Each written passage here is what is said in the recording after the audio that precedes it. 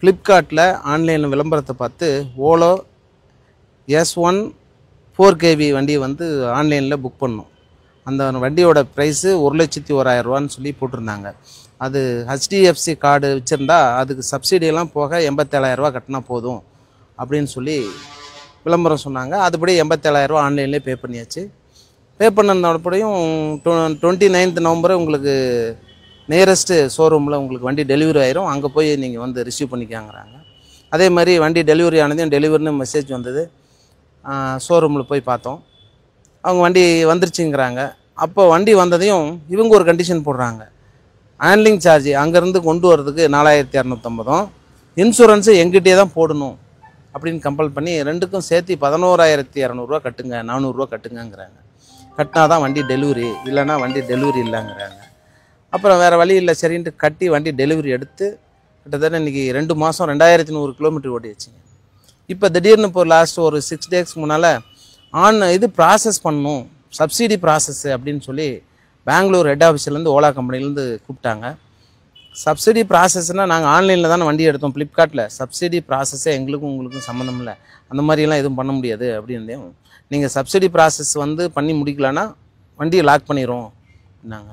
வண்டி லாக் எப்படி பண்ணுவீங்க, என்கிட்ட பணம் வாங்கிட்டு எப்படி லாக் பண்ணுன்னா பாரு பண்ணுறேன்னு சொல்லிட்டு வண்டி போயிட்டு இருக்கும்போது NH7 வண்டி போயிட்டுருக்கு, வண்டி லாக் பண்ணிட்டாங்க.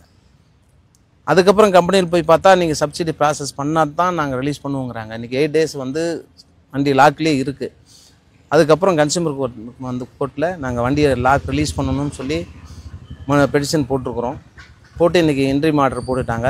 48 ஹவர்ஸில் லாக்கை வந்து ரிலீஸ் பண்ணி கொடுக்கணும். இந்த மாதிரி பல பப்ளிக்ஸ் வந்து வண்டி நிறைய பேர்த்துட்டு வாங்கியிருக்காங்க. அவங்களும் இந்த மாதிரி லாஸ் ஆகிருப்பாங்கன்னு சொல்லி அவங்களுக்காக சேர்த்து 100 கோடி ரூபா காம்பன்சேஷன் வந்து கன்சியூமர் போகிறதுக்கு கொடுக்கணும் அப்படின்னு ஒரு பர்மிஷன் பெட்டிஷன் போட்டு அதுவும் கோர்ட் பர்மிஷன் பண்ணிருச்சு. அதனால் இந்த மாதிரி மக்களை ஏமாற்றி இப்படி ஒரு வேலையை செய்கிறாங்க ஓலா நிறுவனம். அது மேலே கடுமையான நடவடிக்கை எடுக்கணும்னு தான் நாங்கள் மனு போட்டிருக்கோம். லாக் பண்ணுறதுனா எப்படி சார்? எப்படி லாக் வந்து சென்சார் சிஸ்டத்தை அவங்க கையில் வச்சுருக்காங்க. ஸோ சென்சார் மூலிமா அவங்க எங்கேயோ இருந்து லாக் பண்ணுறாங்க.